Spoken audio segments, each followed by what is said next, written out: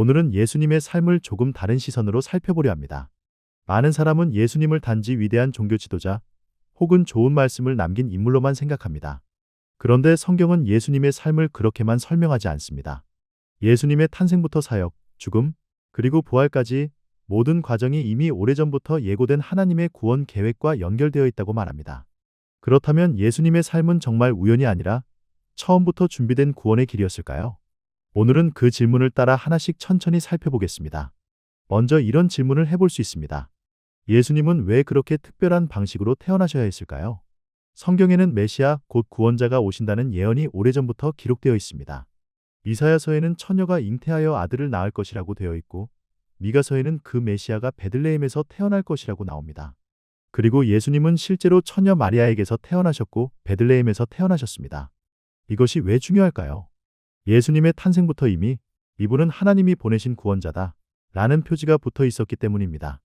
다시 말해 예수님의 시작은 평범한 한 사람의 출생이 아니라 하나님께서 약속하신 구원의 역사가 시작되는 장면이었다는 뜻입니다. 그 다음으로는 이런 질문이 생깁니다. 예수님은 왜 나귀를 타고 예루살렘에 들어가셨을까요? 보통 사람들은 왕이라고 하면 강한 힘과 화려한 위엄을 먼저 떠올립니다. 멋진 말을 타고 많은 사람 앞에 나타나는 모습을 상상하지요. 그런데 성경은 메시아가 나귀를 타고 예루살렘에 들어올 것이라고 예언했습니다. 그리고 예수님은 실제로 그렇게 하셨습니다. 왜 하필 나귀였을까요? 그것은 예수님이 세상의 방식대로 힘으로 군림하는 왕이 아니라 겸손과 평화로 오신 왕이라는 뜻을 보여주기 위해서였습니다.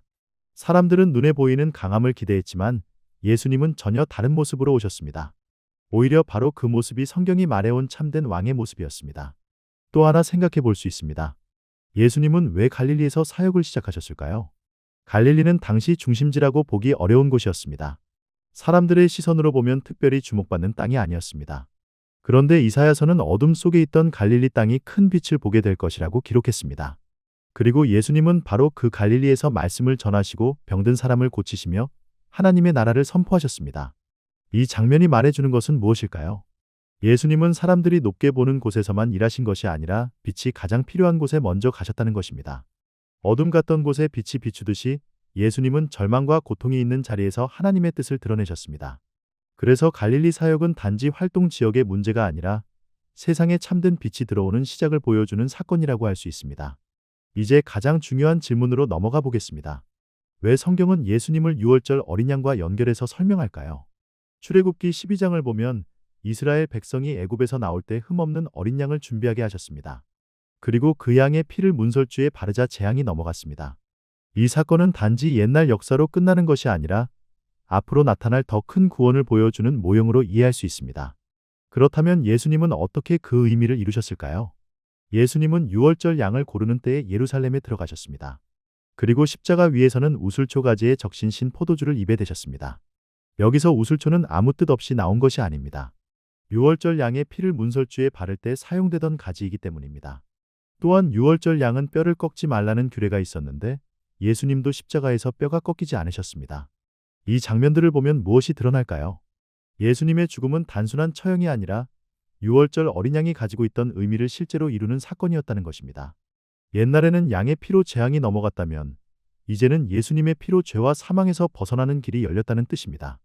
그래서 성경은 예수님의 죽음을 구속의 죽음이라고 말합니다. 단순히 억울한 죽음이 아니라 사람을 살리는 죽음이었다는 것입니다. 그렇다면 예수님의 이야기는 십자가에서 끝났을까요? 성경은 그렇지 않다고 말합니다. 예수님은 죽으신 뒤 장사되셨고 사흘 만에 다시 살아나셨습니다. 왜 부활이 그렇게 중요할까요? 만약 예수님이 죽음으로 끝나셨다면 그분은 선하게 살다가 비극적으로 죽은 한 사람으로만 남았을 것입니다. 그러나 예수님은 다시 살아나셨습니다. 이것은 예수님이 단지 위대한 선생이 아니라 죽음마저 이기신 분이라는 뜻입니다. 또한 부활은 예수님의 구원 사역이 참되다는 증거이기도 합니다. 십자가가 희생의 자리였다면 부활은 그 희생이 헛되지 않았다는 하나님의 선언과도 같습니다. 예수님은 죽음을 이기셨고 그로 인해 믿는 자들에게도 새로운 생명의 길이 열리게 되었습니다. 그래서 부활은 단순히 놀라운 기적이 아니라 구원이 완성되었다는 결정적인 증거라고 할 수 있습니다. 이제 여기까지의 내용을 차분히 정리해보면 예수님의 삶은 처음부터 끝까지 하나의 흐름으로 이어져 있다는 것을 알 수 있습니다. 처녀에게서 태어나신 일도, 베들레헴에서 태어나신 일도, 나귀를 타고 예루살렘에 들어가신 일도, 갈릴리에서 사역하신 일도 모두 성경의 예언과 연결되어 있습니다. 그리고 십자가의 죽음은 유월절 어린 양의 뜻을 이루는 사건이었고 부활은 그 모든 구원의 길이 참되다는 것을 보여주는 완성이었습니다.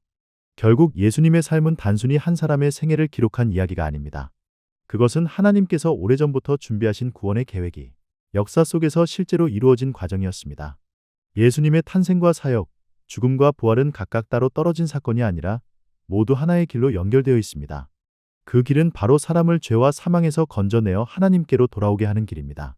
그래서 우리는 예수님의 삶을 단지 감동적인 이야기로만 들을 것이 아니라 그 안에 담긴 하나님의 뜻을 함께 보아야 합니다.